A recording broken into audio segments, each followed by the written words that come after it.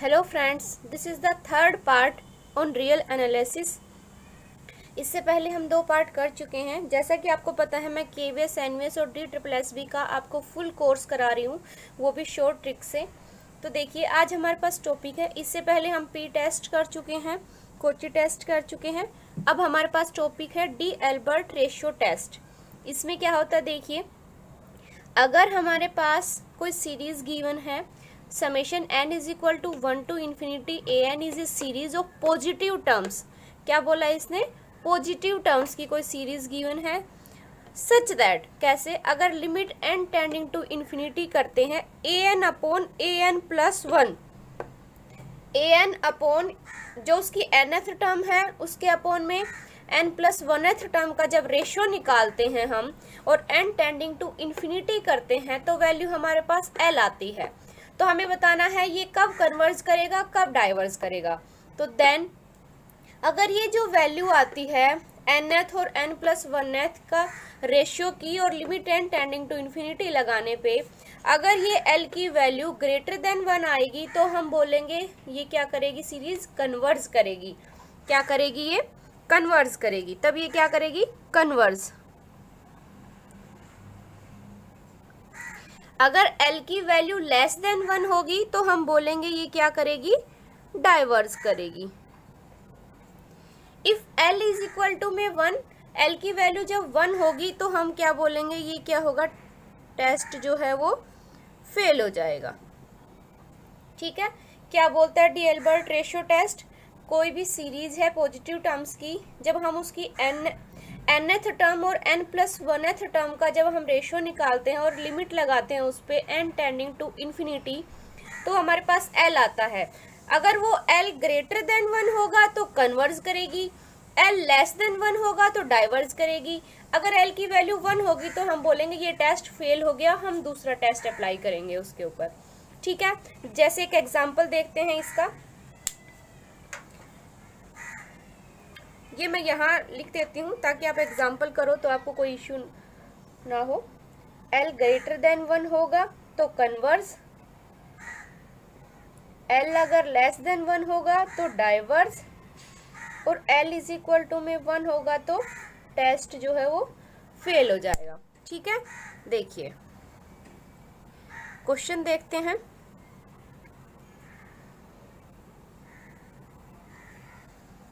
Question है आपके पास, series given है 1/3 प्लस 1 इंटू 2 अपॉन 3 इंटू में 5 plus 1 into 2 into 3 upon 3 into 5 into 7 up to so on. कोई series given है, उसने पूछा है ये कन्वर्ज करेगी या डाइवर्ज करेगी। सबसे पहले तो हमें इसकी nth टर्म लिखनी होगी। क्या होगी? तो देखिए, क्या इसकी nth टर्म ये होगी, an इज इक्वल टू में 1 इंटू में 2 इंटू में 3 अप टू n तक जाएगा। देखिए, जब 2 टर्म से तो 1 इंटू में 2 हुआ, जब 3 टर्म से तो 1 इंटू में 2 इंटू में 3 हुआ। अगर n टर्म्स होगी तो n तक मल्टीप्लाई होगा, 1 2 3 से लेके n तक होगा अपॉन में। देखिए, जब यहाँ पे 3 था, यहाँ से 3 और 5 हुआ, 3 और 5 हुआ, फिर 3 और 5 और 7 हुआ, 3 टर्म्स आए तो उसके लिए 7 तक गए। तो देखिए, क्या ये 2n प्लस 1 की फॉर्म में नहीं है, 2n प्लस 1 की फॉर्म में नहीं चल रहा। ठीक है। an हमें निकालना आ गया, an प्लस 1 चेक करते हैं। an प्लस 1 क्या होगा, देखिए, an प्लस 1, ये एज इट इज टर्म्स सारे यू का यू लिखेंगे, 1 2 अप टू n, और n प्लस 1 की बात कर रहा तो एक टर्म और एक्स्ट्रा ऐड हो जाएगी, n प्लस 1। ठीक है। यहाँ तक नीचे देखिए, 3 5 7 से 2n प्लस 1 तक तो होगी ही होगी। एक टर्म और एक्स्ट्रा लिखनी है तो n की जगह पे n प्लस 1 करेंगे, 2n प्लस 3 होगा, 2n प्लस 3। ठीक है।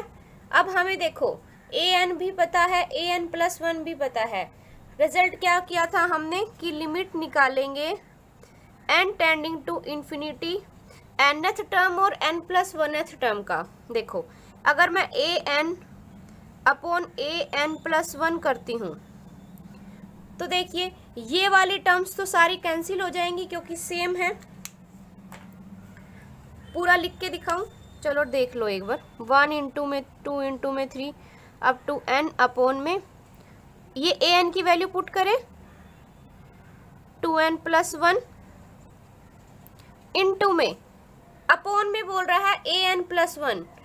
ठीक है, ए एन प्लस 1 की वैल्यू ये है, इसके अपॉन में है तो क्या मैं इसको जो रैशनलाइजेशन करके लिख दें हम इसका, देखिए इन्वर्स करके लिख दें, सॉरी इन्वर्स करके लिखते हैं इसका मल्टीप्लाई करके। अगर ये नीचे डिवाइड में है तो इसका मल्टीप्लाई करने के लिए हम इसका इन्वर्स कर देते हैं। तो ये देखिए इसको हम ऐसे लिखेंगे 3 5 7 से लेके 2n प्लस 1 और 2n प्लस 3 अपॉन में 1 2 से लेके n इंटू में n प्लस 1। ठीक है, ये ए एन की वैल्यू है और ये ए एन प्लस 1 की वैल्यू है। अब देखो क्या ये n टर्म्स कैंसिल, ये 2n प्लस 1 तक की टर्म, ये 2n प्लस 1 तक की टर्म कैंसिल। हमारे पास क्या बचा, limit n tending to infinity 2n plus 3 upon n plus 1, यही बचा। n कॉमन ले ले, यहाँ से n कॉमन लेते हैं तो देखो क्या आएगा, limit n tending to infinity, n common लिया 2 प्लस 3 बाई n अपॉन में नीचे से भी n कॉमन लिया 1 प्लस 1 बाई n। अभी आप नोटिस कर रहे होगे इस n से ये n कैंसिल हुआ और 1 अपॉन इन्फिनिटी करते हैं, समथिंग कोई भी कांस्टेंट टर्म अपॉन इन्फिनिटी 0, तो ये पूरी वैल्यू 0, नीचे भी 1 प्लस 0, दैट्स मीन ये किसके इक्वल आया आपका 2 के इक्वल। अब ये बताइए 2 ग्रेटर देन 1 है या लेस देन 1 है, 2 तो ग्रेटर देन 1 आया। इसका मतलब जब ग्रेटर देन 1 की बात करेंगे तो क्या करेगी सीरीज, कन्वर्स। तो इसका मतलब ये क्या करेगी, सीरीज कन्वर्स करेगी। इस तरीके से हमें आंसर निकालने हैं। ठीक है, अब चलते हैं सेकंड टेस्ट पे, देखते हैं क्या है। देखिए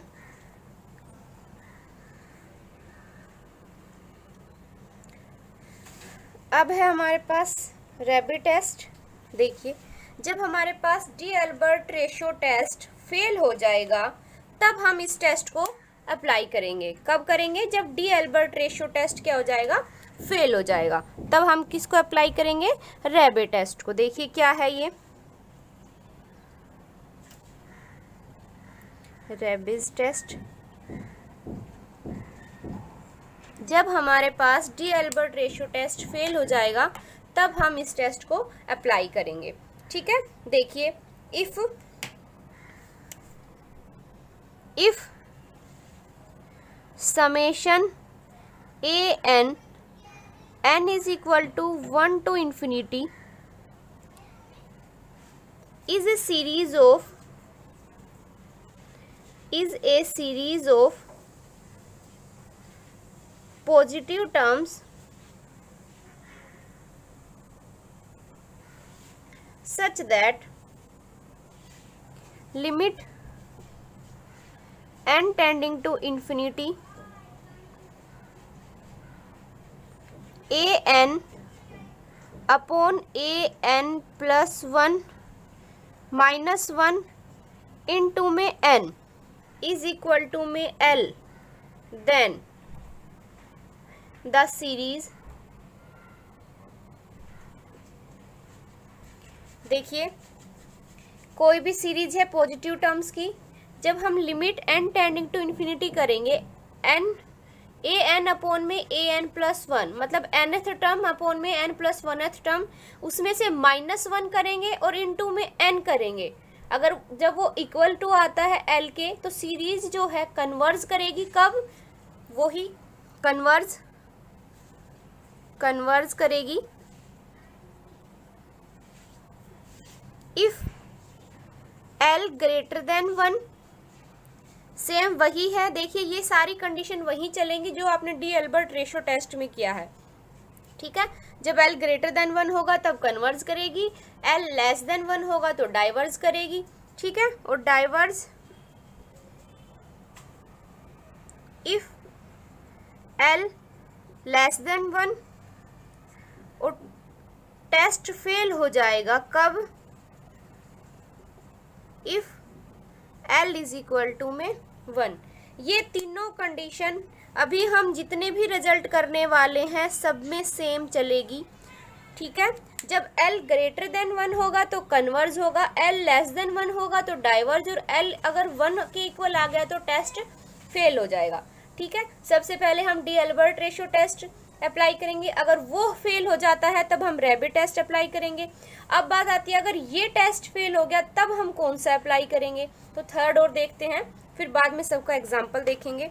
देखिए थर्ड और देखिए, बस इसमें ये याद रखना an/an+1 -1 इंटू में L, ठीक है। और ये कंडीशन सब में सेम चलेगी। देखिए अगर ये टेस्ट भी फेल हो जाता है तब हम कौन सा टेस्ट अप्लाई करेंगे, तब हम करेंगे logarithmic test. Logarithmic test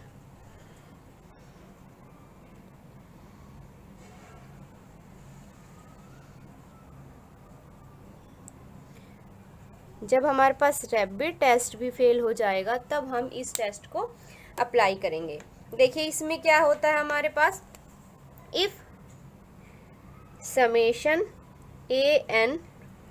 n is equal to 1 to infinity is a series of positive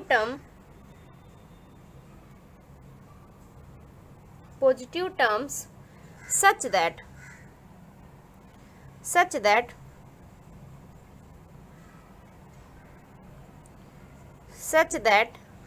क्या limit n tending to infinity. Logarithmic की बात आती है तो जाहिर सी बात है लॉग का यूज होगा, तो देखो कैसे होगा, n as it is, log लेंगे किसका, an/an+1।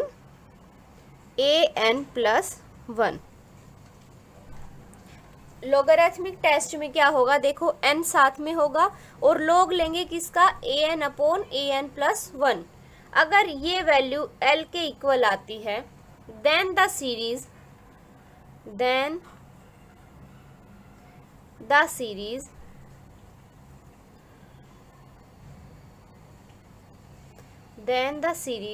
कंडीशन है, देखो फर्स्ट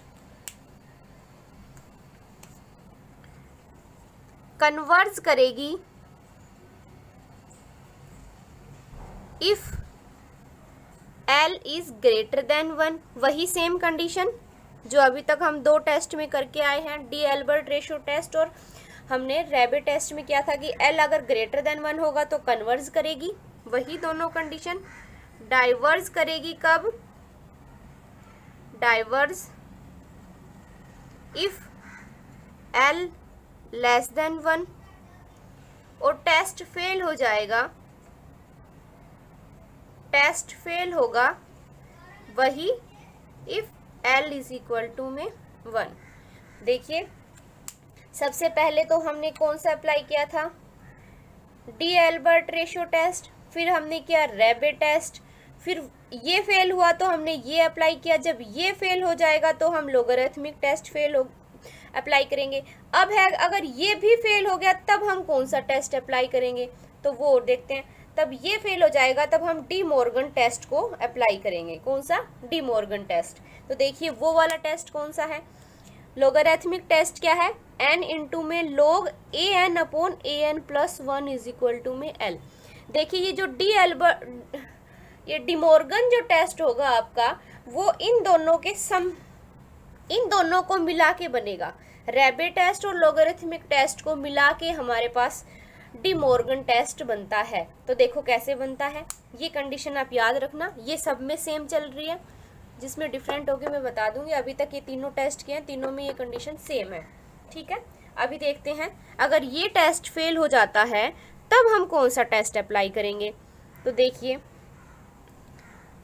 कौन सा अप्लाई करेंगे, डी मॉर्गन टेस्ट या Bertrand test.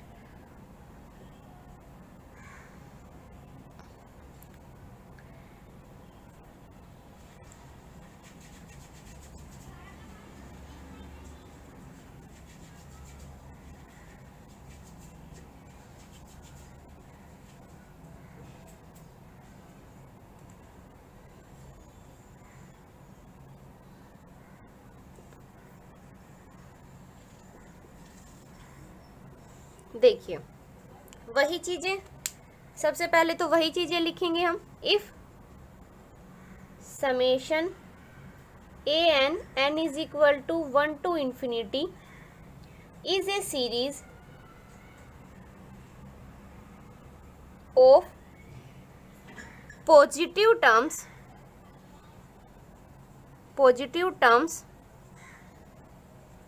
such that limit n tending to infinity।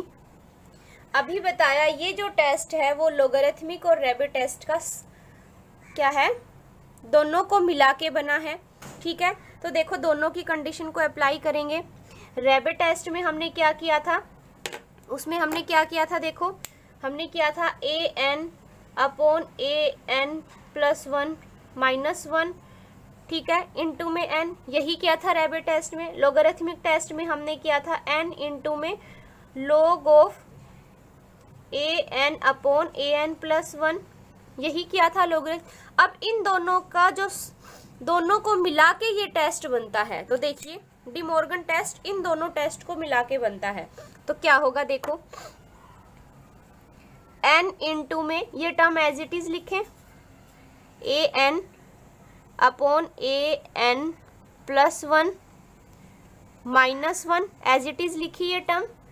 इस पूरी टर्म में से -1 करो, ब्रैकेट बंद, इनटू में करना है हमें log n, इनटू में करेंगे log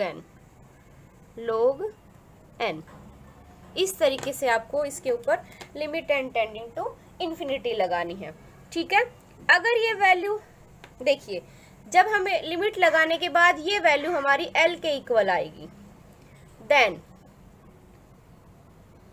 then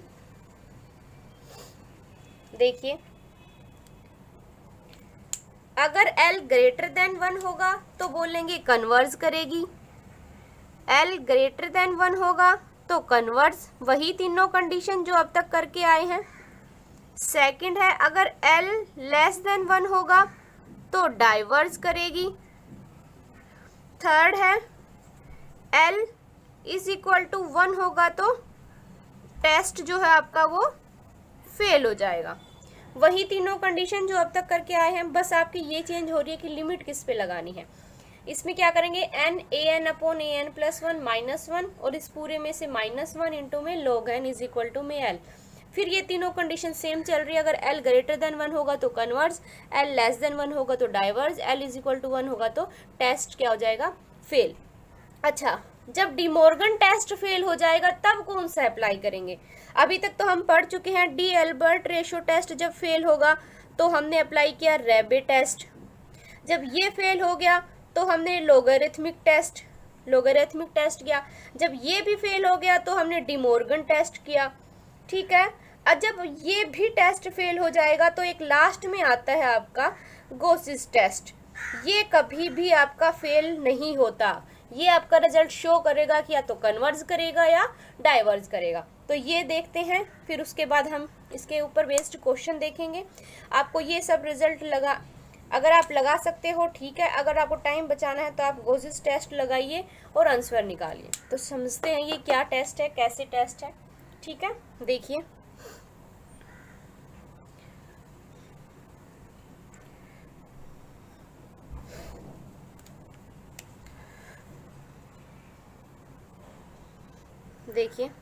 गोसिस test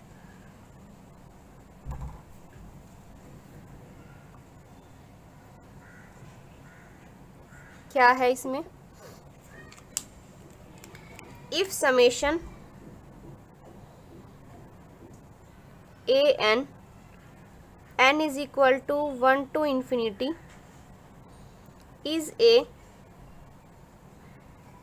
series of positive terms, series of positive terms,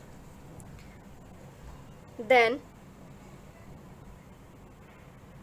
देखो अगर हम ए एन अपॉन में ए एन प्लस वन करते हैं, इसमें लिमिट का कोई रोल नहीं है, nth टर्म के अपॉन में n प्लस 1th टर्म करते हैं और उसको सोल्व करने के बाद हमारे पास ये इस फॉर्म में आता है 1 प्लस लैम्डा n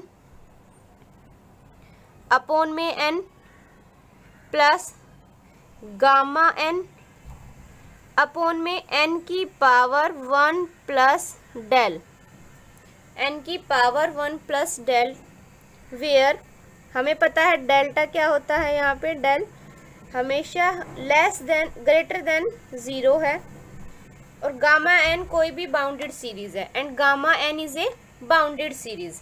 ठीक है, गामा n क्या है हमारे पास, bounded series, and gamma n is a bounded series. ठीक है, गामा n क्या है, बाउंडेड सीरीज है। Then the series, then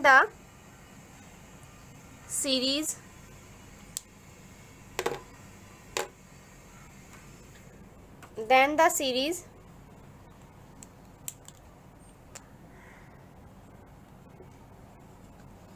summation, then the series summation a n is equal to 1 to infinity is converse if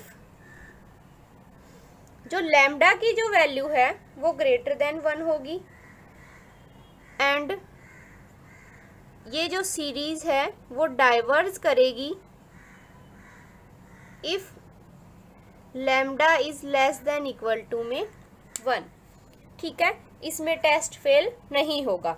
देखो कोई भी हमारे पास series given होगी तो हम क्या करेंगे उसका, ये इजी है, देखो कैसे, nth टर्म और n प्लस 1th टर्म लेंगे, उन दोनों को अपॉन में करेंगे। ठीक है, उन दोनों का रेशियो निकालेंगे तो देखो ये इस टाइप में बनेगा कुछ 1 प्लस लैम्डा बाई n, मतलब 1 बाई n का जो कोफिशिएंट है, हमें मेन क्या चाहिए ये सोल्व करते टाइम, हमें इनसे कोई मतलब नहीं है। ठीक है, आपको सिर्फ 1 बाई n का जो कोफिशिएंट है आपको वो चेक करना है। ठीक है, 1 बाई n का, ना कि 1 बाई n स्क्वायर का, n की क्यूब का, आपको कोई मतलब नहीं है, आपको सिर्फ 1 बाई n का कोफिशिएंट चेक करना है क्या है। जैसे यहाँ पे लैम्डा है 1 बाई n का कोफिशिएंट, अगर लैम्डा ग्रेटर देन 1 होगा तो बोलेंगे कन्वर्ज करेगी, अगर lambda less than equal to में 1 होगा तो हम बोलेंगे वो डाइवर्ज करेगी। इस टेस्ट में ये टेस्ट कभी भी फेल नहीं होता। ठीक है, अभी तक हम जो टेस्ट करते आए थे, जितने भी पढ़े थे, हमने सब में बोला था l इज इक्वल टू में 1 पे टेस्ट फेल हो जाता है, लेकिन ये नहीं होगा, ये l इज इक्वल टू 1 पे भी ये क्या करेगा, डाइवर्ज करेगा। ठीक है, इस तरीके से हमें क्वेश्चंस को सोल्व करना है। देखो इसके ऊपर बेस्ड एक क्वेश्चन है, वो देखते हैं फिर क्लियर होगा। क्या है वो क्वेश्चन, देखिए, याद रखना हमें हमेशा 1 बाई n का कोफिशिएंट चेक करना है कि क्या आता है 1 बाई n का कोफिशिएंट। तो देखो कैसे है, देखिए क्वेश्चन है आपका,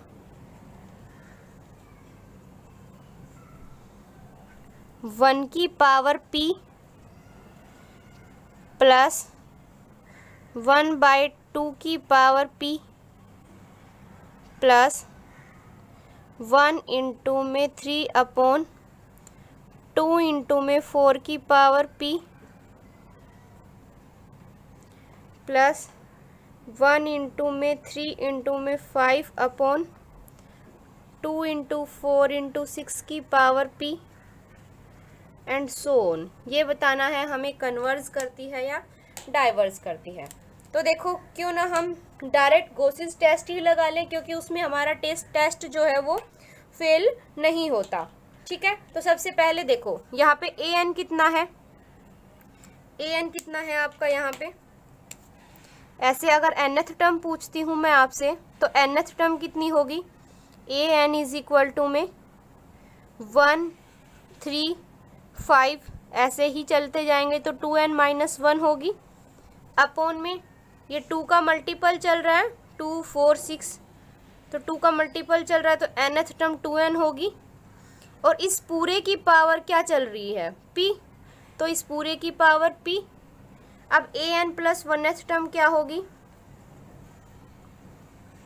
1 इंटू में 3 इंटू में 5 अप टू 2n माइनस 1 और 2n प्लस 1, यही होगी।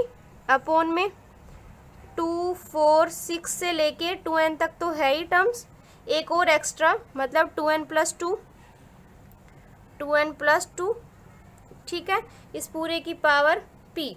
हमें क्या निकालना है, ए n upon a n plus 1। तो देखो कैसे निकलेगा हमारा, अगर मैं ए एन के अपॉन में ए एन प्लस 1 करती हूँ तो देखो ये वाली सारी टर्म्स कैंसिल हो जाएंगी इससे, ये वाली सारी टर्म्स इससे कैंसिल, ठीक है। क्या बचा हमारा, इसके 2n plus 2 upon 2n plus 1, अगर इन दोनों को अपॉन में करते हैं तो देखो क्या बचा हमारे पास, लिमिट क्या बचा, a n upon a n plus 1 is equal to में 2n प्लस 2, क्योंकि ये ऊपर चला जाएगा, 2n प्लस 2 अपॉन में 2n प्लस 1, इस पूरे की पावर p, यही बचा। देखो शॉर्टकट बताती हूँ एक आपको, कभी भी अगर आपको ए n upon a n plus 1 करते हो आपको ये सारी टर्म्स लिखने की जरूरत ही नहीं है। आपको क्या करना है, ए एन प्लस 1 के अंदर जो लास्ट की जो 2 टर्म आ रही हैं आपकी, ए एन प्लस 1 की जो लास्ट की 2 टर्म आ रही हैं आपकी, उन दोनों को इन्वर्स करके लिख देना। यहाँ पे लास्ट की टर्म क्या है 2n प्लस 1, यहाँ पे क्या है 2n प्लस 2, इन दोनों इसका इन्वर्स करेंगे तो क्या आएगा 2n प्लस 2 ऊपर और 2n प्लस 1 नीचे। आपको पूरा करके कैंसिल करने की जरूरत नहीं है, आपको डायरेक्ट ए एन जो n प्लस 1th टर्म जो है उसके जो लास्ट की जो 2 टर्म है उन दोनों को क्या करना है, इन्वर्स करना है, ठीक है। जो ऊपर वाली और नीचे वाली जो टर्म्स है लास्ट की, उन दोनों का इन्वर्स करके लिखोगे तो आपका ए n upon a n plus 1 आएगा, ठीक है। इसमें आप ये इसलिए बताया है ताकि कोई कंफ्यूज ना हो, मैंने पूरा करके दिखाया, लेकिन आपको पूरा करने की ज़रूरत नहीं है, एग्जाम में इतना टाइम नहीं होता, इसलिए आप डायरेक्ट 2n प्लस 2 और 2n प्लस 1 लिखोगे, डायरेक्ट इस स्टेप पे आओगे, ठीक है। अभी देखो क्या इसमें से मैं 2 कॉमन ले लूँ, 2 कॉमन लिया तो क्या आया, इसमें 2 कॉमन लेने पे क्या आया, n प्लस 1 अपॉन में n प्लस 1/2 की पावर p, यही आया हमारे पास। तो देखिए n कॉमन लेते हैं, यहाँ से 2 के साथ n भी कॉमन लेते हैं। देखो n भी कॉमन लेंगे, क्योंकि क्यों लेंगे ये भी बताती हूँ। देखिए n कॉमन लेते हैं, यहाँ से 2n कॉमन लिया, क्या बचा 1 प्लस 1/n, यहाँ से भी 2n कॉमन लिया, क्या बचा 1 प्लस 1/2n, ठीक है। यहाँ तक पूरे की पावर कितनी चल रही है, p, तो 2n से 2n कैंसिल हो गया। तो क्या मैं इसको ऐसे लिख सकती हूँ, देखो ए एन अपॉन में a n plus 1 is equal to में 1 प्लस 1/n की पावर p, और ये पावर ये जो टर्म है इसको ऊपर लेके जाएंगे तो पावर नेगेटिव हो जाएगी, 1 प्लस 1/2n की पावर माइनस p, ठीक है। देखो आप सबको ये पता है कि 1 प्लस x की पावर n को जब हम ओपन करते हैं तो क्या होता है, 1 plus nx plus n minus 1 upon 2 factorial into में x² up to so on, ऐसे ही ओपन होता है। लेकिन अगर माइनस की पावर है तो 1 माइनस nx हो जाता है, ठीक है। जब पावर नेगेटिव में होगी तो 1 माइनस nx हो जाएगा। तो इसके ऊपर ये अप्लाई करते हैं, देखो क्या आएगा, ये इसको ओपन करें तो ये होगा 1 प्लस p/n। हमें और टर्म्स नहीं चाहिए क्योंकि हमें सिर्फ 1/n का कोफिशिएंट चाहिए, तो हम और टर्म्स को सोल्व नहीं करेंगे। ऐसे ही इसमें से भी 1/n का करेंगे तो 1 माइनस p/2n, इसको ओपन करेंगे तो एंड सो ऑन, ये चलती जाएंगे। ठीक है, तो देखिए यहाँ से अगर हमें 1/n का कोफिशिएंट चाहिए तो क्या, देखो एक तो इसको मल्टीप्लाई करेंगे 1 से तो ये 1/n आया, और 1 को -1/2n से करेंगे तो एक -1/2n आया। तो दोनों को अगर हम सोल्व करते हैं तो हमारे पास देखो कितना आएगा, 1/2n। ठीक है, 1/2n आएगा। तो वही लिखते हैं, देखो इन दोनों को जब आप सोल्व करोगे तो आपके पास आएगा 1 + p/2n। ठीक है, हमें सिर्फ n के कोफिशिएंट चाहिए मल्टीप्लाई करने पे, और फिर चाहे कुछ आए। ठीक है, अभी आप देखिए यहाँ पे जो है हमने गोसिस थ्योरम में पढ़ा था कि अगर हमारे पास 1 + λ/n + γ(n) अपॉन में समथिंग n की पावर 1 + del इस टाइप का था, अगर हमारे पास लैम्डा जो है 1/n का जो कोफिशिएंट है वो लैम्डा है, ग्रेटर देन 1 होगा तो कन्वर्ज करेगा, और लैम्डा अगर लेस देन इक्वल टू में 1 होगा तो डाइवर्ज करेगा। यही पढ़ा था हमने कि जो 1/n का जो कोफिशिएंट है वो चेक करेंगे कि ग्रेटर देन 1 है या लेस देन 1 है। तो देखिए यहाँ पे 1/n का कोफिशिएंट कितना है, p/2। तो हम क्या देखें, देखिए p/2 अगर, तो हम बोलेंगे अगर p/2 ग्रेटर देन 1 होगा तो कन्वर्ज करेगा, और p/2 अगर लेस देन इक्वल टू में 1 होगा तो डाइवर्ज करेगा। इस तरीके से हमें क्वेश्चंस को सोल्व करना है अगर गोसिस थ्योरम आप अप्लाई करोगे तब। ठीक है, एक बार इसका समरी देख लेते हैं पूरे की कि क्या था। आई होप आपको समझ आ गया होगा ये कि कैसे था।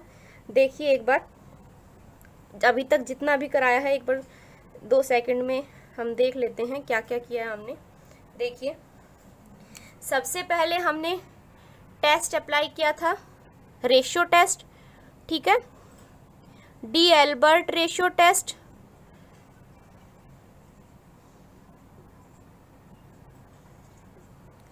ठीक, अगर ये टेस्ट हमारा फेल हो जाता है, ये टेस्ट अगर हमारा फेल हो जाता है तो हम अप्लाई करेंगे रेबे टेस्ट।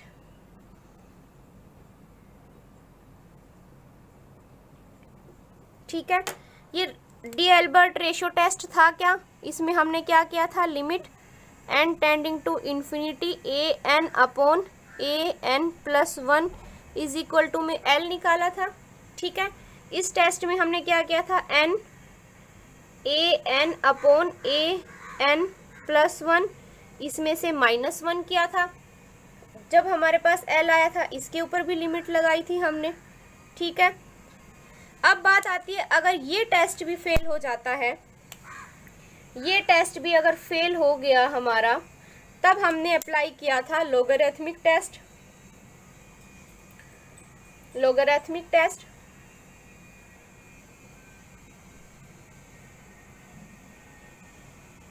लोगरिथमिक टेस्ट को अप्लाई किया था। उसमें क्या था हमारे पास, देखिए लिमिट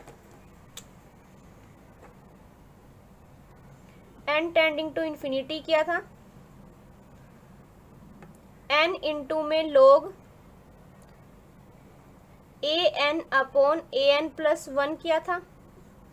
ठीक है, फिर बात आती है अगर ये टेस्ट भी फेल हो जाएगा तब हम क्या करेंगे, ये टेस्ट जब फेल हुआ, ये जब टेस्ट फेल हुआ तब हमने अप्लाई किया था डी मॉर्गन टेस्ट। क्या था, डी मॉर्गन टेस्ट अप्लाई किया था। उसमें क्या था हमारे पास, डी मॉर्गन में बोला था रेबे और इसका दोनों का सम होगा। उसमें क्या किया था हमने, देखो डी मॉर्गन में limit n tending to infinity